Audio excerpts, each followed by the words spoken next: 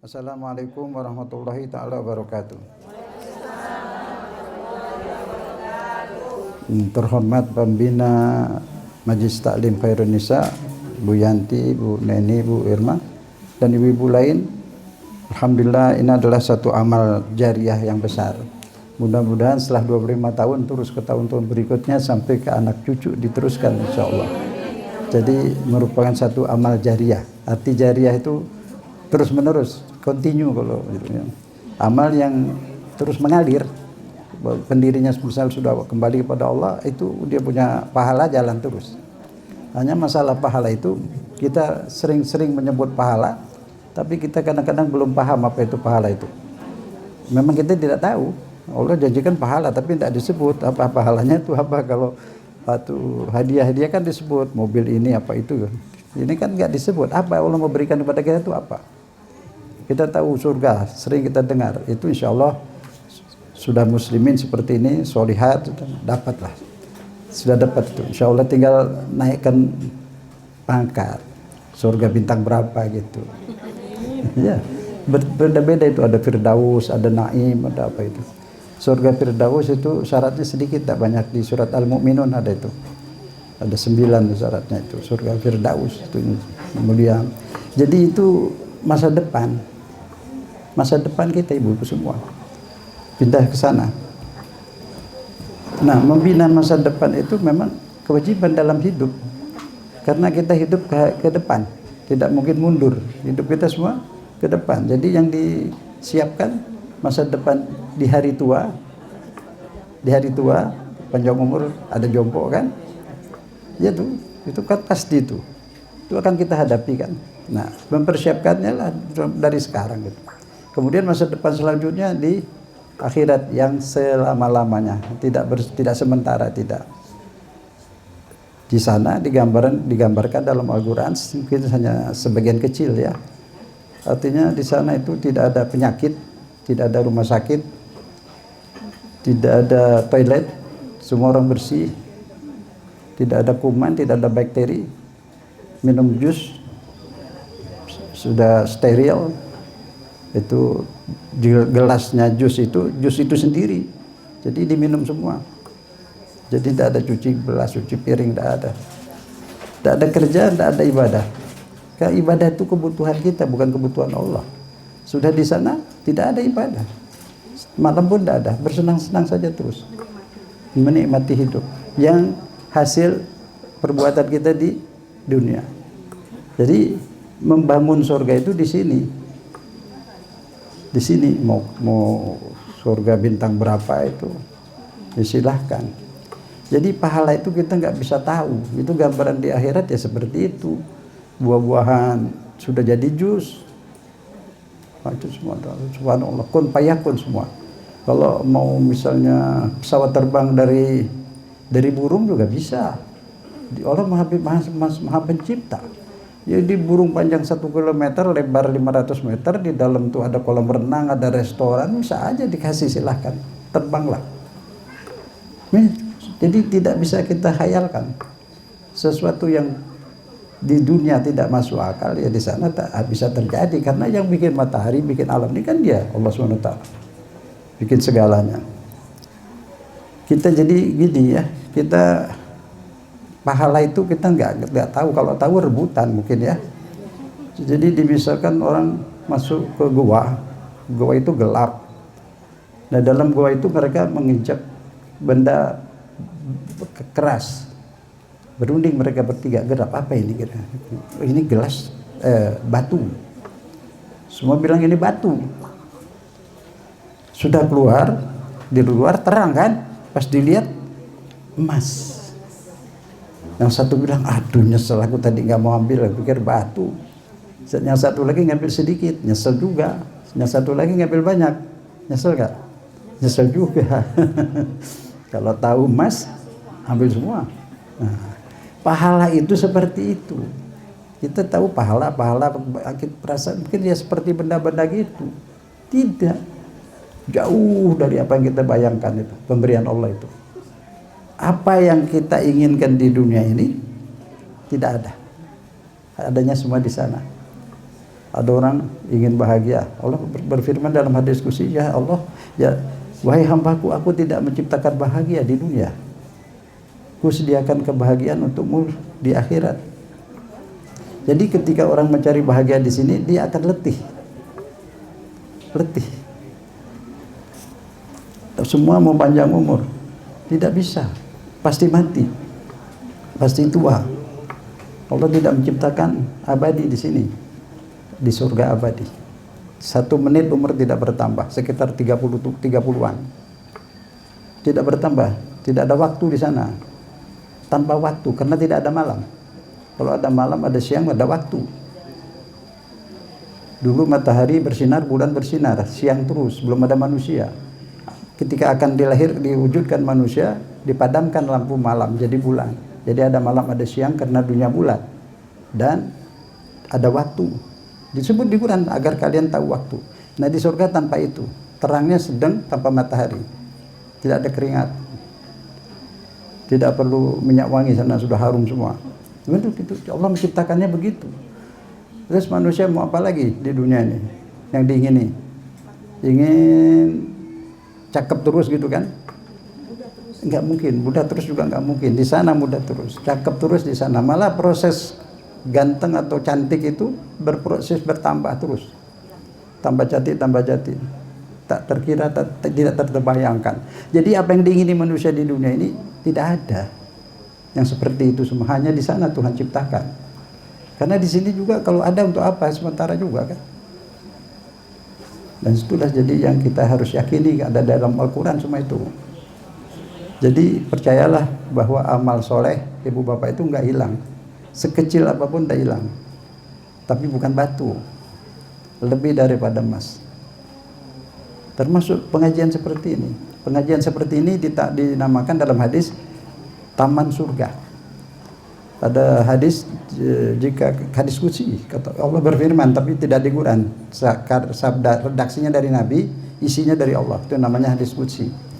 Jika kalian melewati taman-taman surga, mampirlah di situ. Apa itu taman surga? Ini majelis zikir, majelis taklim. Majelis taklim itu majelis zikir, penyadaran. Kemudian yang kita mesti sadari itu apa? Bahwa nama saya misal Zen ya. Zennya yang mana? Tidak kelihatan. Yang kelihatan ini bungkusan. Bungkusannya Zen. Zennya itu jiwa, ruh. Yang mati badan. Ruh tidak mati, jiwa tidak mati. Rojiun, kembali kemana? Ke asal. Badan dari tanah kembali ke tanah. Mati dia, benda mati. Ruh kembali pada Allah. Memang badan ini benda mati. Mata, hidung semua benda mati. Ketika saya keluar, Zen yang asli keluar, meninggallah, wafat. Badan saya utuh di sini, duduk di sini. Mata saya ada, bisa melihat tak? Tidak. Bisa mendengar? Tidak. Jadi yang mendengar ruh. Bila taklim, kita taklim seperti ini, yang mendengar ruh lengket sampai kapanpun tidak akan lupa. Tapi kalau yang mendengar telinga tidak tembus ke kitanya. Benda yang mendengar tidak kurang menghasilkan. Tapi kalau ruh yang mendengar langsung. Itu burung-burung mendengar, ayam mendengar, tapi dia tidak ada ruh. Jadi dia tetap aja. Kalau kambing dengar azan itu, dia tidak ada ruh, tidak ada akal, biasa aja dia. Kalau yang ada ruh, ada akal, langsung wudu, sholat. Nah jadi yang asli diri kita itu yang mana? Jadi asli diri kita yang mana? Yang di dalam. Ini tidak lain, tidak hanya seperti baju ini. Seperti jaket kulit lah. Iya. Itu yang dibuang di kubur nanti itu bukan kita. Kita abadi. Hanya diwafatkan menjelang kiamat di alam kubur ini sekarang kumpul di surat At-Tur ayat 21. Yang seiman dikumpulkan dengan orang tuanya di sana. Kita wafat nanti anak kita nyusul. Nanti kita datang ke sana, ibu bapak kita sudah menjemput kita, berdiri dia menjemput kedatangan kita. Dikumpulkan surat At-Tur 21. Jadi itu kita yang asli yang itu. Ada enggak manusia hidup tanpa sakit sampai mati? Enggak ada. Ada enggak hidup tanpa sedih? Enggak ada. Kata Allah, aku menciptakan tawa dan tangis. Dia yang ciptakan tawa dan tangis. Sakit dan sehat, siang dan malam, muda dan tua dan seterusnya. Ini disadari. Kalau kita sadar seperti ini, kita tahu diri kita, mengenal diri kita. Jadi kalau kita belajar segala macam, tapi tidak mengenal diri kita kan aneh. Mengenal diri kita, saya ini, yang asli saya itu yang mana? Yang ruh. Ini badan butuh makan, kasih makan, wajib kasih makan, tidak boleh tidak makan. Tapi ruh juga butuh makanan. Nah sekarang bedanya di mana? Makanan badan itu materi, jelas kan? Makanan jiwa, sholat, puasa, zakat, haji atau umroh kalau mampu. Taklim seperti ini, karena ibadah itu tidak mungkin bisa dilaksanakan tanpa ilmu, tanpa belajar. Puasa, contoh puasa 11 bulan kita menjalani keinginan, memenuhi keinginan tubuh 11 bulan, sampai terkadang jiwa kita itu lapar. Makanan jiwa itu apa? Gizinya itu sholat, puasa, zikir, baca Quran.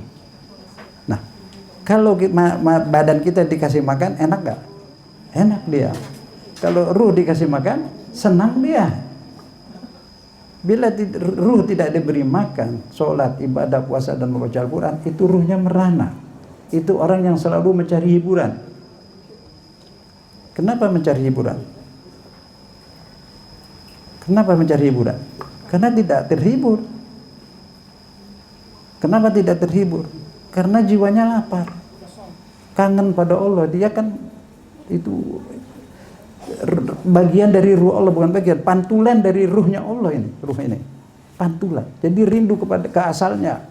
Ketika dia buat sholat, dia tenang. Memang mungkin dipaksa dulu, tapi kalau sholat itu diresapi, yang sholat juga ruh, pakai perasaan, mendidik perasaan untuk mencintai Allah. Sebab iman itu cinta. Berapa puluh tahun yang lalu sudah sampaikan sini di surat Al-Baqarah 165. Alladzina amanu asyaddu hubban lillah. Orang yang beriman itu sangat berat cintanya pada Allah. Allah paling dicintai maksudnya. Boleh cintai anak, warga, suami, istri silahkan. Tapi setelah cinta kepada Allah, itu Quran. Quran itu. Jadi belajar iman ini nggak perlu repot-repot. Mazhab begini, ulama ini bilang gini, ulama ini. Bukan itu urusan iman, itu bukan itu. Mata ini bisa melihat bayang-bayang Allah. Lihat telur aja satu cukup untuk beriman. Dalam telur apa? Kuning dan putih. Air. Begitu netes, air itu berubah jadi apa? Itik. Burung. Kepala dan ekor sama berat. Letak kaki persis di tengah. Kalau kakinya mundur, sayap kanan kiri seimbang. Itu dalam 1 menit berapa triliun yang netes itu. Coba pikirkan itu. Yang beriman itu akal, bukan lidah, bukan hafalan. Akal. Coba akal berpikir. Bagaimana itu caranya itu meneteskan itu unggas burung-burung itu. Bisa nggak cari Tuhan lain selain Allah? Tidak ada. Maka kita bersyahadat, arti syahadat apa? Menyaksikan. Ibu menyaksikan nggak kebakaran di Pelumpang? Enggak. Kebakaran di Pelumpang katanya. Boleh nggak? Allah ada katanya. Tidak. Aku menyaksikan tidak ada Tuhan selain. Karena aku melihat dan berpikir tidak ada yang menghidupkan air putih dan kuning menjadi hewan yang hidup. Selain Allah tidak ada. Aku yakin itulah ciptaan Allah. Maka tiada Tuhan selain. Nah, jadi sekarang menyatakan penyaksian itu dari pikiran. Ajarin anak-anak, ini maksud saya. Jadi imannya kuat. Kalau iman baca bacaan-bacaan, hafalan-hafalan tidak membekas. Lihat fakta. Lihat matahari. Ada sebelum ada dunia, sebelum ada manusia. Pasti penciptanya yang ada sebelum segala ada. Yang ada sebelum segala ada hanya Allah. Mari kita ucapkan la ilaha illallah. Itu sampaikan ke anak-anak. Jadi iman tuh melekat di dalam dada, dalam pikiran, dalam perasaan. Itu saja, nggak repot-repot. Ulama ini bilang gini, akhirnya berantem. Ulama yang satu bilang Tuhan duduk di kursi, Wahabi. Nah yang itu bilang enggak, Tuhan tidak duduk, kemana-mana dia. Itu saling mengkafirkan, perang-perangan dulu. Nah jadi bukan begitu. Mengenal Allah lewat bukunya mana? Buku mengenal Allah. Dunia ini, isi dunia ini semua menyatakan adanya Allah. Itu di Quran juga ngajarnya begitu. Lihat burung bagaimana dia terbang, lihat itu bagaimana aku ciptakan gunung, bumi. Di dalam itu ada emas, ada perak, ada timah, ada uranium dan segala macam. Bahannya dari mana Tuhan bikin itu? Bagaimana dia bikin jus-jus bergantungan di pohon, berbeda rasa. Nah ini semua nikmat untuk badan. Apakah Tuhan tidak bikin nikmat untuk roh kita? Ibadah. Allah tidak butuh. Resep ibadah itu untuk kenikmatan hidup. Kita bisa menikmati semua ibadah bermacam-macam rasa, seperti makanan macam-macam rasa. Sholat nikmatnya lain, sholat malam lain, zikir lain. Tadi dengar sholawat dengan irama yang indah begitu, bagaimana? Ada rasanya. Itu nikmatnya ruh, makanannya ruh. Indah sekali. Baca sholawat, ada semua zikir-zikir itu. Boleh itu. Memang agama ini bukan nyusahin orang. Agama itu bisa bikin senang. Hari puasa itu hari bahagia. Selama puasa itu 1 bulan kita terbebas dari penjajah hawa nafsu, keinginan. 11 bulan kita turuti kemauannya, sarapan, makan siang, makan terus semua, apa saja. Tapi ketika puasa, yang merokok pun bisa nurut, bisa membebaskan dirinya dari penjajah nikotin. Tapi habis maghrib dia isap lagi itu salahnya. Betul kan? Nah itu coba lihat. Itu puasa itu bahagia sebenarnya, sambut dengan gembira itu. Orang tuh yang menikmati Ramadan, akhir Ramadan tuh sedih, nangis dia. Selamat tinggal Ramadan, selamat tinggal. Kalau Allah izinkan tidak 3 bulan, setahun itu buat puasa, 3 bulan. Jadi artinya nikmati Ramadan nanti, nikmati kesempatan emas, membebaskan diri dari jajahan yang berlebihan, dari hawa nafsu. Jadi kalau baju kotor dicuci, badan kotor mandi. Kalau pikiran kotor, perasaan kotor, tidak minum rinso, tidak. Ibadah itu mensucikan. Tapi ibadah yang mana? Yang ibadahnya dirasakan. Tadi mendengar salat itu berasa enggak? Kalau selagi sholat bacaannya kita rasakan nikmat. Jangan melakukan sholat itu kebiasaan. Itu juga sah. Allahnya baik banget kok. Diterima. Tapi pontennya berapa nilainya? Nah, yang bisa menyenangkan ibadah itu, yang menyenangkan pikiran dan perasaan serta ruh, dirasakan. Mau nggak makan sayur tanpa garam? Ada rasa nggak? Kalau ibadah tanpa rasa, nggak mau juga. Pengen pakai rasa. Nah, jadi ketika sholat rasanya dihidupkan. Maka itu pakai niat. Berasa sedang sujud, letakkan dahi di tanah. Mau nggak sujud depan presiden? Nggak mau. Bukan Tuhan. Sama dengan kita manusia. Tapi itu yang menciptakan kita, yang menyenangkan kita, memberi kita kesenangan di surga nanti itu selamanya tanpa akhir. Mau nggak letakkan kepala di bawah? Mau. Karena dia Tuhan yang Rahman dan Rahim. Rendahkan diri kepada Allah, rendahkan hati kepada Allah. Pada manusia rendah hati, rendah diri nggak boleh. Rukuk kepada manusia boleh nggak? Nggak boleh, kecuali sungkem kepada ibu bapak. Itu hormat namanya, bukan menuhankan, hormat. Kemudian puasa itu sudah dulu sering sampaikan ini. Masih ingat tentu. Fitrah, kita dilahirkan tuh dalam keadaan fitrah. Fitrah itu apa? Peri kemanusiaan. Peri kemanusiaan itu modal menjadi baik sudah Allah simpan di sini. Di jiwa kita itu ada. Rasa nggak tega, rasa kasihan.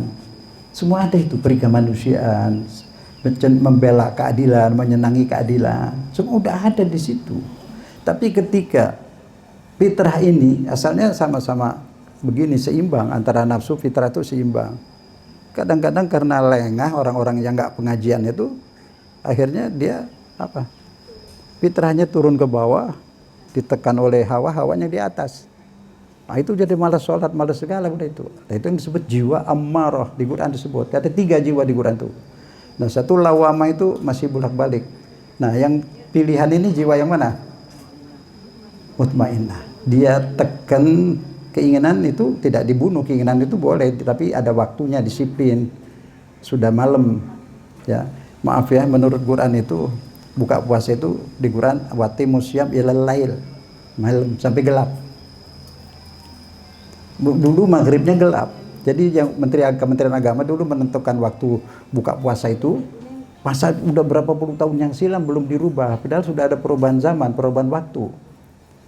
Jadi masih terang, apalagi sekarang dia masih terang udah maghrib itu. Nah saya untuk menghindari supaya nggak ribut, saya sholat maghrib dulu. Karena maghrib boleh sholat maghrib. Habis sholat maghrib, baca wirid-wirid, nah saya buka puasa. Jadi udah gelap. Tapi saya nggak mau diskusi yang begini nanti orang ribut. Insya Allah sah lah, yang buka maghrib juga sah.